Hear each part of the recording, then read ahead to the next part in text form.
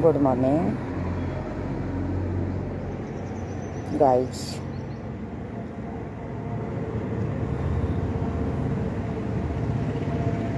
मैं डॉक्टर सुशीला या doctor Chaudhurani Budania YouTube और फेसबुक के लाइव सेशन में आप सभी का स्वागत करती हूँ। मैं इंग्लिश के बारे में चर्चा करना चाहती हूँ। मैं आपको यूट्यूब पे और फेसबुक पे टेंस का एक वीडियो डाल चुकी हूँ, अब दूसरा डालने जा रही हूँ। तो लाइक शेयर सब्सक्राइब ज़रूर करें ताकि ये किसी दूसरे व्यक्ति को सीखने को मिले। तो इसमें मैंने प्रेजेंट इंडेफिनिट, पास्ट इंडेफिनिट और फ्यूचर इंडेफिनिट इन तीनों को डाल दिया है। टेंस में जैसे 3 प्रकार के टेंस होते हैं, प्रेजेंट, पास्ट और फ्यूचर, और उन्हीं तीनों का 4 भाग होते हैं। Present indefinite, present continuous, present perfect, present perfect continuous. इस प्रकार से मतलब ये 4 प्रकार के होते हैं। इसमें सभी में 4 प्रकार के होते हैं। और प्रेजेंट इंडेफिनिट में जैसे वाक्य के अंत में या प्रेजेंट टेंस में वाक्य के अंत में ता है, ती है, इस प्रकार से होता है। और प्रेजेंट कंटिन्यूस है। इस प्रेजेंट कंटिन्यूस में क्या होता है कि रहा है, रही है, रहे हैं, इस प्रकार से इसे वाक्य के अंत में आते हैं।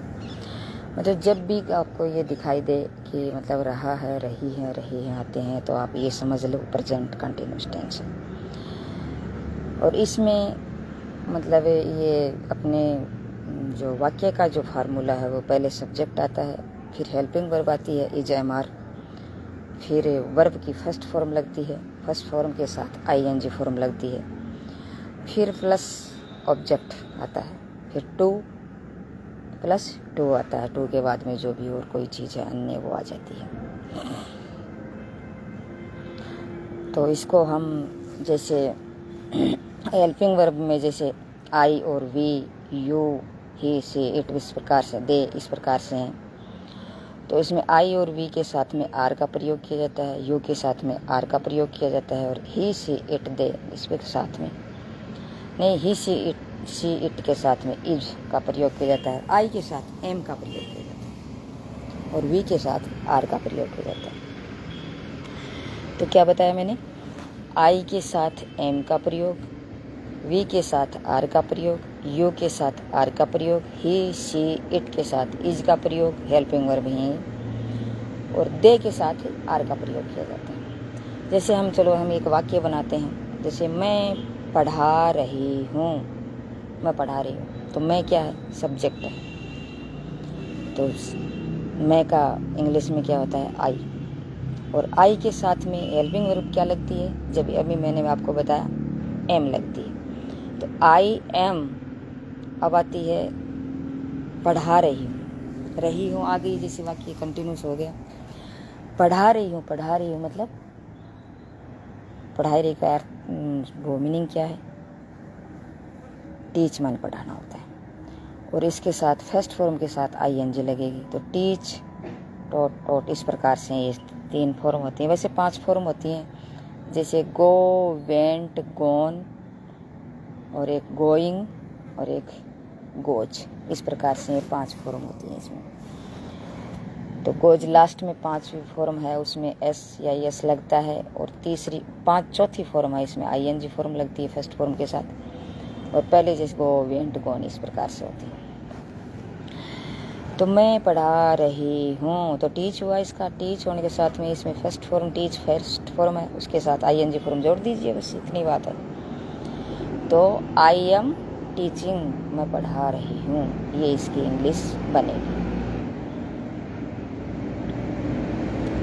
आप अंग्रेजी सीख रहे हैं, आपका क्या होता है? यू के साथ में हेल्पिंग वर्ब क्या लगेगी? आर लगेगी। और सीखना किस इसका मीनिंग क्या है? लर्न होता है, और लर्न की फर्स्ट फॉर्म लगेगी। तो फर्स्ट फॉर्म के साथ आईएनजी फॉर्म लगेगी। आईएनजी फॉर्म लगाएंगे तो जैसे यू आर लर्निंग, फिर आगे क्या है? ऑब्जेक्ट क्या है? इंग्लिश, तो इंग्लिश लगा दीजिए। बस इतनी सी बात है।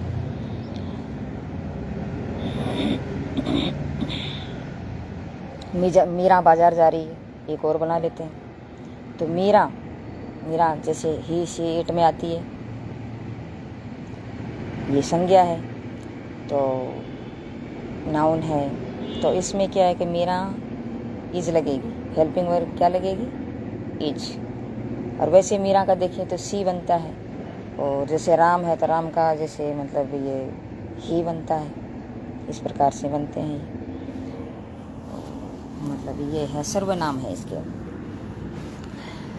तो मतलब मीरा जैसे हम कोई वाक्य बनाते हैं तो मीरा ये लगाएंगे तो अच्छा नहीं लगेगा। तो इसके लिए इंग्लिश में बनाया सर्वनाम, क्योंकि संज्ञा के स्थान पर आने वाले शब्दों को हम सर्वनाम कहते हैं। तो सर्वनाम मतलब जब हम सर्वनाम को देखते हैं तो ही शी इट इस प्रकार से ये होते हैं ना, दे, ये सर्वनाम होते हैं। तो मीरा इज जाने का क्या होता है? Go. First form ING form लगते हैं, फर्स्ट फॉर्म आईएनजी। तो गोइंग टू द मार्केट। तो इस प्रकार से Meera is going to the market, इस प्रकार से आता है। नेगेटिव का करें तो मीरा, तो नेगेटिव जैसे हेल्पिंग वर्ब है, इसके बाद में नोट का प्रयोग कर लेते हैं। तो Meera is not going to the market, इस प्रकार से हो जाता है। इंटेरोगेटिव है, तो इंटेरोगेटिव में हेल्पिंग वर्ब पहले आ जाएगी। जैसे मैं पढ़ा रही हूँ, तो इंटेरोगेटिव में क्या मैं पढ़ा रही हूँ, तो क्या मैं पढ़ा रही हूँ तो एम आई टीचिंग, बस ये हो जाएगा। क्या मीरा बाजार जा रही है, तो is Meera going to the market, इस प्रकार से हो जाएगा। फिर आता है इंटेरोगेटिव एंड नेगेटिव।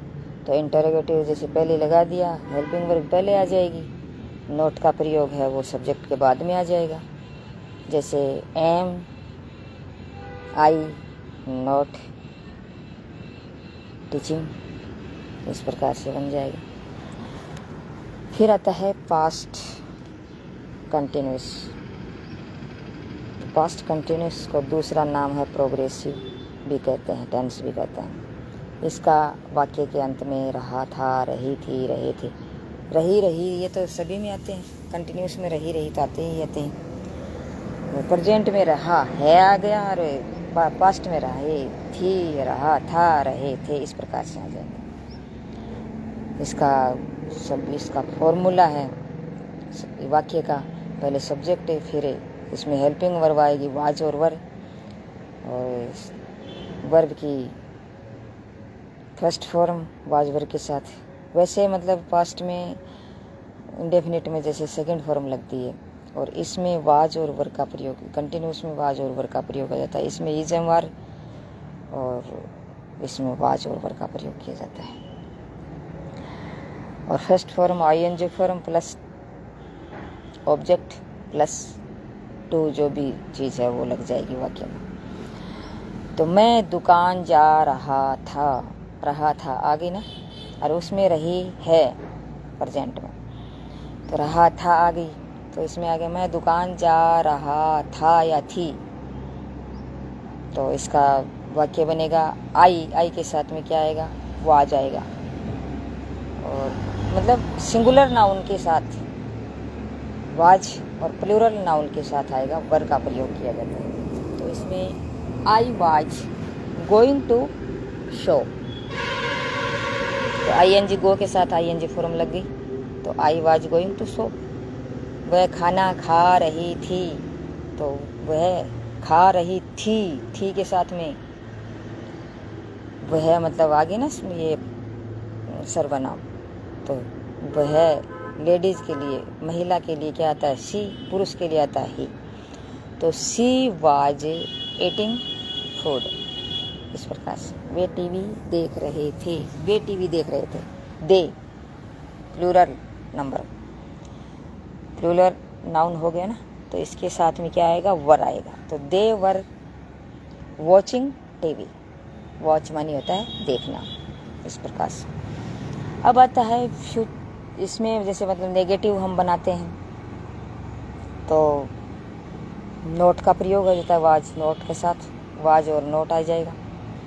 जैसे I was not going to shop, और इंटेरोगेटिव है तो वाज पहले लग जाएगा, was I going to shop. और इंटेरोगेटिव एंड नेगेटिव है तो was I not going to shop, इस प्रकार से लग जाएगा। फिर आता है future continuous tense. Future continuous tense में आता है रहा होगा, रही होगी, वाक्य के अंत में ये लगता है रही होगी, इस प्रकार से। वाक्य का फार्मूला क्या बनता है,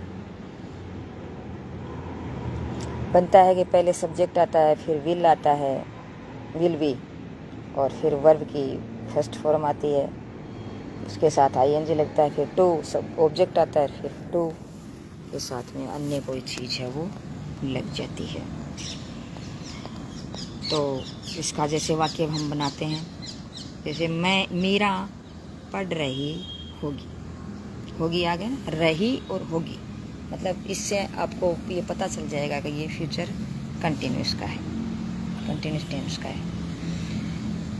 तो मीरा विल बी, मतलब ये ही से इट इस के साथ में विल, और दे प्लूरल नंबर है तो उसके साथ में आई के साथ में सेल, वी के साथ में सेल, इस प्रकार से लगता है। लेकिन आजकल मॉडर्न ज़माने में विल का ही प्रयोग किया जाता है, सेल का प्राय बहुत ही कम प्रयोग किया जाता है।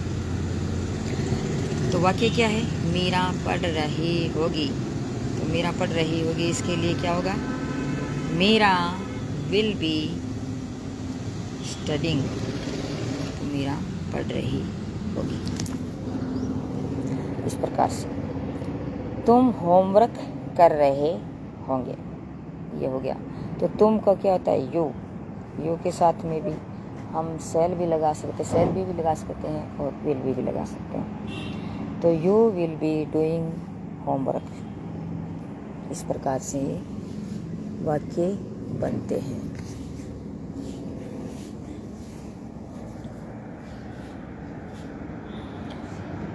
फिर आता है इसमें हम नेगेटिव में लेते हैं, तो नेगेटिव में आएगा जैसे मीरा नहीं पढ़ रही होगी, तो इसमें क्या होगा, मीरा विल नॉट बी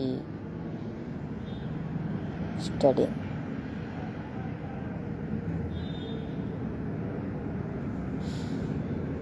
तो इस प्रकार से ये होगा।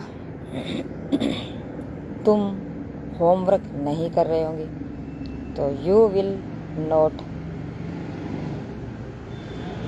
बी होमवर्क, इस प्रकार से। और इसको इंटेरोगेटिव में करें तो क्या मीरा सो रही होगी, तो will Meera be sleeping. Interrogative and negative तो will Meera not be sleeping, बस इस प्रकार से होता है। तो ये हमारा आज प्रेजेंट, पास्ट और फ्यूचर कंटिन्यूस टेंस की चर्चा मैंने आपके समक्ष की। मैं डॉक्टर चौधरानी बुडानिया अपनी वाणी को विराम देती हूँ और आपसे रिक्वेस्ट चाहती हूँ कि प्लीज़ लाइक, शेयर, सब्सक्राइब ज़रूर करें ताकि अन्य व्यक्ति भी इसका लाभ उठा सकें। Thank you. जय हिंद, जय भारत।